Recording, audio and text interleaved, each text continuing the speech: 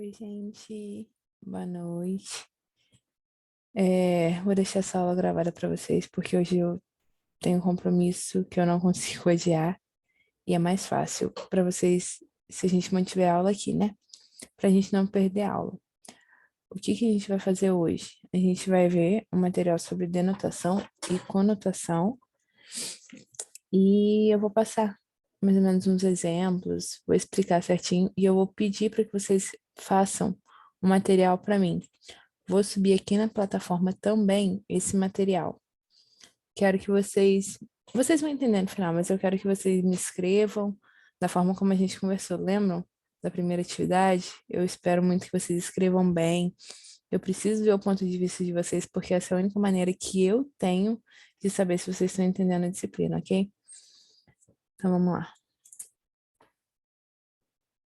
Hum, Deixa eu abrir aqui o slide. Vamos terminar primeiro a questão das expressões problemáticas.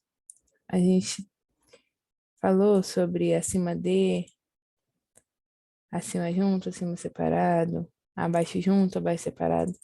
E a gente não terminou de falar sobre os porquês, que já estava muito em cima da hora. Então vamos lá que eu vou compartilhar aqui com vocês. Basicamente as regrinhas que a gente tem para usar os porquês é essa. Toda vez que eu tenho que fazer uma pergunta, eu uso porquê separado. Toda vez que eu procuro o motivo de uma pergunta, por que aquilo está acontecendo. Quando eu vou responder, eu escrevo por que junto. Por que você foi embora? A pergunta, por que separado? Porque choveu.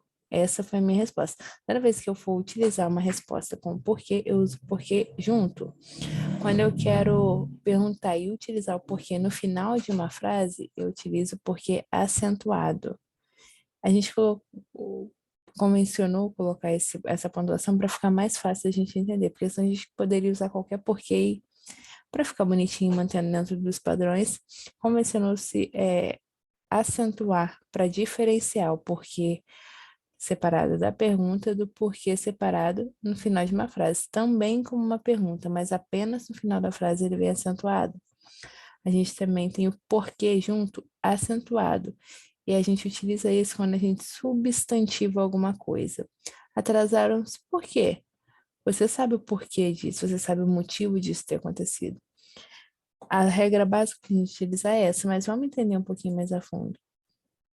Toda vez que a gente fala sobre o porquê separado, a gente usa ele no início das perguntas e toda vez que a gente pode trocar ele por qual motivo ou por qual razão. A gente tem como exemplo, por que você respondeu daquela maneira? Por qual motivo você respondeu daquela maneira? A frase em si não muda, o sentido não muda, então eu continuo utilizando porquê separado, porque é uma pergunta e porque eu posso substituir por qual motivo ou por qual razão. A gente também tem o porquê junto. O que que significa esse porquê junto? A gente usa ele como a gente quer começar uma resposta ou uma justificativa de algo que já foi perguntado. Trata-se de um elemento de ligação entre as duas orações.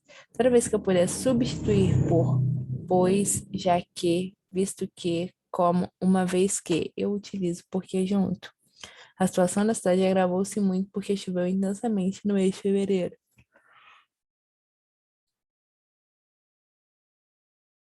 Desculpa.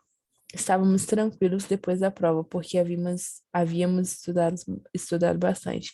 Estou justificando. A situação da cidade só se agravou porque choveu. A justificativa da cidade ter uma situação agravada é a chuva intensa. Estávamos tranquilos depois da prova porque havíamos estudado bastante. Já que nós estudamos, nós tiramos uma boa nota. Toda vez que eu consigo responder ou justificar, eu uso o porquê junto.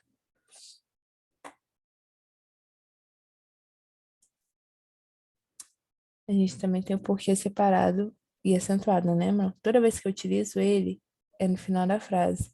E imediatamente antes de algum ponto. Esse ponto, ele pode ser ponto final, ponto de interrogação, ponto de exclamação ou ponto de reticência. A gente tem um exemplo. Ainda não terminou a prova? Por quê? Quando esse porquê vem depois de uma frase, depois de algo já ter sido dito, a gente acentua, fica mais fácil de diferenciar. E também toda vez que ele está no final da frase. Você ainda pergunta por quê? Claro, não sei por quê. Observem que os três porquês estão acentuados. Primeiro, porque eles são usados depois de uma pontuação, ou porque são as únicas palavras ou estão no final da frase. E a gente também tem o porquê substantivado, que é aquele que equivale como causa, razão ou motivo, e ele sempre vem acompanhado. Os, as, o, a, os, as, um ou uns, ou de algum pronome demonstrativo, esse, este, esse, aquele, aqueles, ou de um numeral. Toda vez que a gente utiliza ele, a gente utiliza por se tratar de um substantivo. Lembra na morfologia quando a gente falou que algumas das classes variáveis giravam em torno do substantivo porque ele era o carro-chefe da oração? Aqui é a mesma coisa, esse porque ele é substantivado. Então, tudo na frase vai concordar com ele. Ele é o único que pode ser utilizado no plural, ele é o único que flexiona. Desconheço o porquê de sua atitude diferente, desconheço o motivo da sua atitude indiferente. Ou apresente ao menos um porquê de toda essa confusão, apresente uma razão. A gente pode passar ele para o plural. Apresentem ao menos alguns porquês de toda essa confusão. Mesmo utilizando o plural, continua com o mesmo sentido. A gente eliminou agora o uso dos porquês e a gente vai ver um pouquinho sobre denotação e conotação. A ideia é que nós consigamos entender o sentido disso. Na apostila de vocês, a gente começa esse tópico com essa imagem. O que essa imagem nos mostra? A gente tem aqui um coração normal, um coração órgão. A gente tem um coração gestual. Geralmente, quando a gente vai em algum show, a gente olha para um artista e a gente faz isso, né? Ou a gente vê uma pessoa que a gente tem uma afeição, uma proximidade, a gente costuma fazer isso para a pessoa. Porque, ó, representa o coração, é um sinal que representa o coração. A gente entende essa diferença desse desenho como denotação e conotação. Por quê? Uma trabalha a parte real, o sentido literal da coisa, no caso, um coração significa um órgão, e o outro trabalha a linguagem figurada. Aqui representa o coração, mas um coração afetuoso, um gostar, um estar apaixonado, depende do contexto. Por que a gente está estudando denotação e conotação? Porque a gente entendeu, lembre-se sempre das últimas aulas, uma coisa que a gente vem discutindo sempre. A nossa língua evolui. Tudo aquilo que a gente forma como cidadão, como pensamento, como forma de expressão, é uma coisa muito comunicativa. Lembra da questão de comunicação? Tudo que eu falo precisa ser entendido. Na língua falada, a gente tem uma comunicação mais figurada, a gente tem gestos, a gente tem feições, a gente tem nossos malabarismos, a gente tem tom de voz diferente da nossa língua falada, lembram? A nossa língua falada é uma língua mais enxuta, mais rebuscada, é uma língua mais profunda, mas ainda assim engessada. Engessada no sentido de ser presa numa norma. A nossa linguagem escrita é uma linguagem, digamos assim, morta. Ela mantém um padrão que antigamente tinha um certo prestígio e hoje não. Por que a gente está falando sobre isso de novo? Porque a questão da denotação e da conotação entram principalmente aí. A linguagem denotativa é aquela linguagem mais dicionarizada, digamos assim. É uma linguagem mais pura, uma linguagem mais literal. Diferente da conotação, porque é uma linguagem mais contextual, é uma linguagem mais de vivência. A gente precisa entender um contexto para entender o porquê que aquilo foi dito. Na linguagem denotativa, a gente tem o sentido dicionarizado, as palavras passarem uma mensagem de uma maneira objetiva e literal.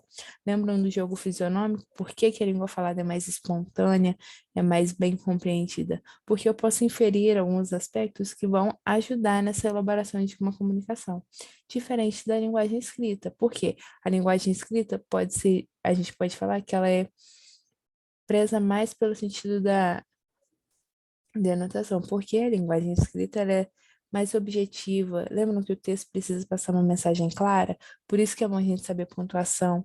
Até comentei com vocês que às vezes a gente manda uma mensagem sem pontuação, a gente não entende que é outra pessoa, o que a gente mandou na grande maioria das vezes, o que a outra pessoa mandou pra gente. Por quê? Porque a pontuação tá ali. A pontuação existe para passar para a escrita tudo aquilo que a gente passaria de uma maneira mais fácil na fala. Por que que antigamente as pessoas se comunicavam por carta e era uma comunicação mais difícil?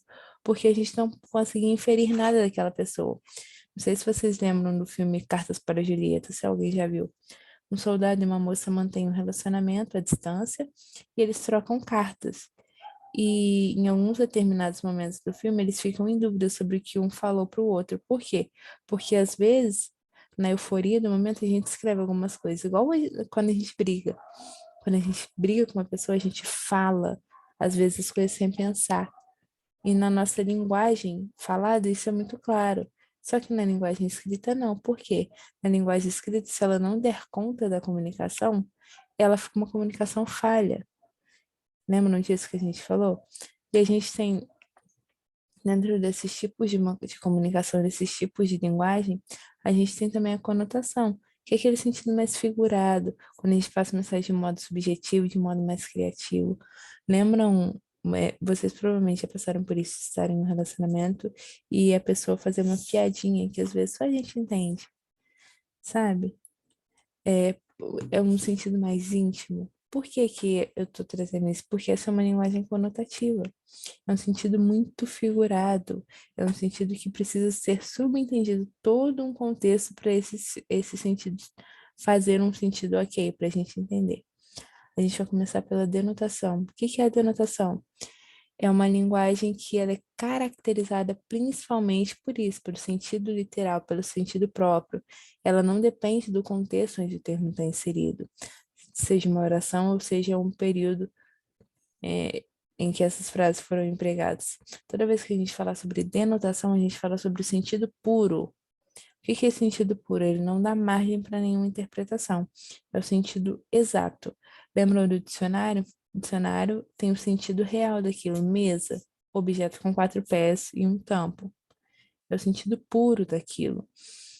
Por que que quando a gente vai aprender uma língua nova, a gente entende, principalmente na língua inglesa, que uma terminologia tem um sentido diferente, uma palavra, dependendo desse contexto? Porque é uma linguagem muito engessada, o inglês é uma linguagem muito estruturada, então isso permite que uma palavra tenha vários significados. Por que que no curso de inglês o professor fala para a gente não usar o Google Tradutor? Porque o Google Tradutor, na grande maioria das vezes, ele não dá o sentido daquele contexto total. Às vezes a gente pega um dicionário em inglês e a gente descobre que uma palavra pode ser um substantivo, pode ser um pronome, dependendo da organização dela na frase e do sentido que ela faz contextual.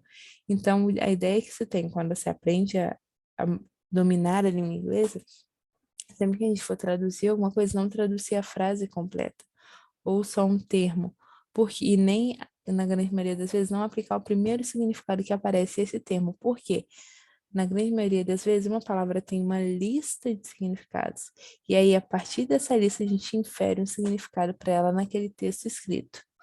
A linguagem denotativa é o tipo de linguagem que a gente usa basicamente em discursos, onde a gente precisa expor alguns fatos, algumas opiniões e alguns argumentos. Essa linguagem, ela permeia principalmente os meios jornalísticos, os materiais didáticos e científicos, alguns manuais, entre outros, que exigem somente essa língua.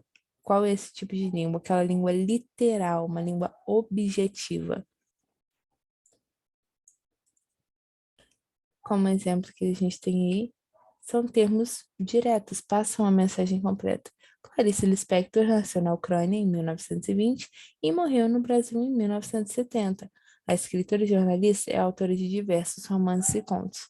É uma linguagem precisa. Tudo que eu preciso que vocês saibam sobre a Clarice já está ali. Que ela nasceu na Ucrânia, que ela morreu no Brasil, que ela é uma escritora e uma jornalista de diversos. Ela é autora, escritora e jornalista e autora de diversos romances e contos. Ok, a informação já está clara, já está objetivo. Cientistas de todo o planeta seguem pesquisando a cura para a doença que se tornou uma epidemia. Isso é um fato, é comprovado. Cientistas estão pesquisando e ainda estão procurando uma cura específica para o Covid, para uma epidemia. É um fato, é uma linguagem clara e objetiva. Toda a mensagem que ela está passando já está completa. Antes de assar o bolo, é necessário pré-aquecer o forno a 180 graus. Por que que eu coloquei essa estrutura aqui? Para a gente entender. Lembram que é o tipo de linguagem que a gente usa em mensagens objetivas? Qual que é o texto mais objetivo que a gente tem? Geralmente injuntivo. É o texto bula, as receitas de bolo, porque ele está passando uma ordem, ele está falando sobre as etapas, descrevendo essas etapas. Este remédio é contraindicado em casos de suspeita de dengue. A gente ouve muito isso na TV, né? Em comercial de remédios na televisão. Por quê? Porque é um texto que demanda uma ordem. Se você tiver com suspeita, não vai tomar esse remédio. Se você tiver uma suspeita, a gente viu muito em caso de suspeita de dengue não tomar, em caso de suspeita de Covid, não tomar alguns antitérmicos, porque eles causavam alguma reação que prejudicava o corpo. Esses textos têm uma linguagem denotativa, uma linguagem clara, objetiva. Na questão da receita de bolo, na questão da bula, na questão de artigos de segurança, a gente vê isso de uma maneira muito clara. É um texto escrito diretamente para isso, para passar uma ideia, para entregar uma questão de uma forma direta, sem, como que eu posso dizer, encheção de linguiça. A gente tem a denotação e na conotação, a gente. Só um minutinho, gente. A gente tem uma linguagem caracterizada pelo uso das palavras com esse sentido figurado, vai além do sentido literal e dicionarizado. Permite múltiplas interpretações, transmite diversas mensagens ao mesmo tempo, ou até mesmo diferentes mensagens, dependendo da compreensão de quem está ali nessa conversa, né? Toda vez que eu falo sobre conotação, é um sentido contextual. Esse é o tipo de linguagem que a gente usa em mensagens objetivas, enfáticas, em algumas expressões poéticas, líricas ou expressões que buscam estimular o interlocutor de alguma forma. Nela que a gente tem as figuras de linguagem, principalmente metáfora e a metonímia. Essa linguagem, ela permeia basicamente os meios publicitários, as obras literárias e artísticas em geral. Por quê? Porque ela gera diálogo que busca estabelecer um vínculo mais ou menos emocional ou que tenha um grande apelo. Por quê? Faz parte do sentido. Para a gente entender, a gente tem aí. Muitos casos novos da doença saltavam aos olhos dos pesquisadores. A doença pulava do olho dos pesquisadores, dos olhos? Não. Então, é uma figura de linguagem. Estou metaforizando. É como se algo realmente estivesse acontecendo. Ele ficou todo derretido com as declarações dela. Geralmente, quando a gente está apaixonada, a gente fala que está todo derretido pela pessoa. Não é ao pé da letra, derretido, desmanzelado. Talvez na grande maioria das vezes. Mas quando a gente fala sobre estar derretido por alguém, é sobre estar muito afim dessa pessoa, ter um flerte recíproco. Tem pavor de avião, morre de medo quando vamos ao aeroporto. A pessoa literalmente morre? Não. É um sentido figurado. Essa é a grande diferença entre conotação e denotação. Eu trouxe também esse poema do Camões, que a gente conhece, querendo ou não, que fala sobre o amor. E tem umas partes em negrito para vocês entenderem basicamente essa diferença. O amor é fogo que arde sem se ver. Amor é fogo que arde sem se ver, é ferida que dói e não se sente. É um contentamento descontente, é dor que desatina sem doer. É um não querer mais que bem querer, é um andar solitário entre a gente, é nunca contentar-se de contente, é um cuidar que se ganha em se perder. É querer estar preso por vontade, é servir a quem vence o vencedor, é ter com quem nos mata a lealdade. Mas como causar pode ser favor nos corações humanos a amizade, se tão contrário assim é o mesmo amor? Toda vez que ele fala que o amor é fogo que arde sem se ver, ele não fala sobre literalmente o amor ser uma chama que queima. Ele fala sobre uma reação corporal que a gente tem. A gente não vê o corpo pegando fogo quando a gente está perto da pessoa que a gente gosta, com a pessoa que a gente tem um vínculo. Mas a gente fica com calor. Por quê? É uma reação corporal, é normal acontecer. Quando ele fala um querer bem mais que bem querer, não é um jogo de morde e assopra, né? E na grande maioria das vezes, a gente espera que o amor seja alguma coisa que, mesmo que a gente não queira, ele tá ali, tá presente. Quando ele fala sobre ter com quem nos mata a lealdade, não é literalmente ter com uma pessoa que matou ou mata uma pessoa uma lealdade recíproca que tá ali. Por que que ele chama amor que arde sem se ver? Porque é uma coisa que causa uma reação. Essa é a diferença da linguagem conotativa e da linguagem denotativa. Eu trouxe 3 imagens e baseado nisso que a gente falou sobre denotação e conotação, eu quero que vocês descrevam para mim onde vocês acham que está a denotação e a conotação. Eu vou passar também para vocês na plataforma esse material, essas 3 imagens, e vocês podem colocar aí para mim, imagem 1, quer dizer isso, isso e isso. Descrevam para mim, eu preciso entender o que vocês escrevem, eu preciso que vocês escrevam. Pode encher linguiça, pode colocar tudo que vocês acham que vai inferir, vai ter algum valor nessa atividade, ok? A gente se vê na próxima aula. Foi muito bom estar aqui com vocês. E é isso.